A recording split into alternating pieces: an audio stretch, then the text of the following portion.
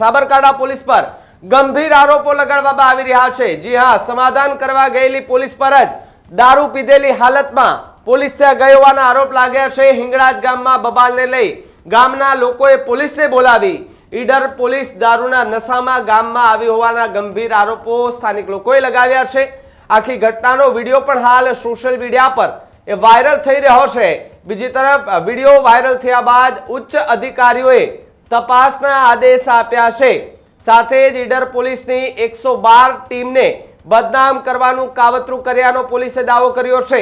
112 वाहनने रोकी खोटा आक्षेप करतो विडियो जे छे ते वायरल कर्या होવાનો दावो पोलीसे कर्यो छे। गईकाले 23/10/25 ना रोज एक सोशल मीडिया में विडियो वायरल थयेलो हतो, जेमां 112 ना कर्मचारी जे जादर पोलीस स्टेशन ना छे ए हिंगळाज गाम साथे लोको साथे रकझक करेला होय अने कथित रीते जे कर्मचारी छे ए पीधेला होय ए बाबतनो एक विडियो वायरल थयेलो हतो।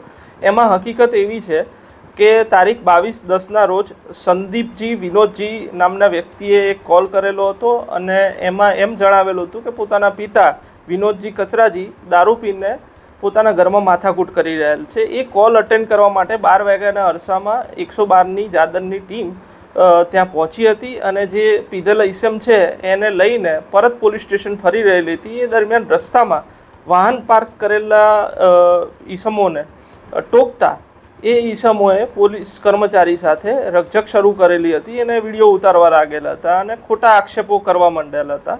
એ વિડીયો એક દિવસ બાદ સોશિયલ મીડિયા પર વાયરલ કરવામાં આવેલો હતો।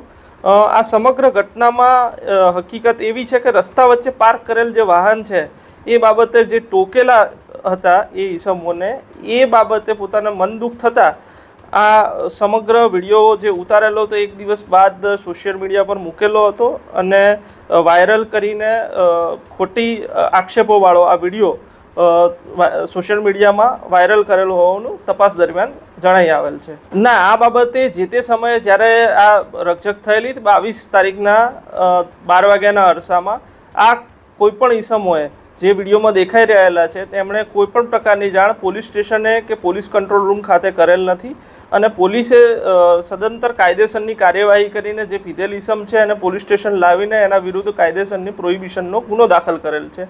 આ સમગ્ર ઘટના દરમિયાન ગઈકાલ સુધીમાં કોઈપણ પ્રકારની જાણ પોલીસ સ્ટેશનને કે પોલીસ કંટ્રોલ રૂમને આ ઈસમો દ્વારા કરવામાં આવેલ નથી। આ જે વિડીયો વાયરલ થયેલો છે એમાં જે ઈસમો દેખાઈ રહેલ છે એમને પોલીસ સ્ટેશન બોલાવીને આ અંગે જે હકીકત છે એ બાબતે પૂછપરછ કરવામાં આવશે ને યોગ્ય આગળની કાર્યવાહી કરવામાં આવશે।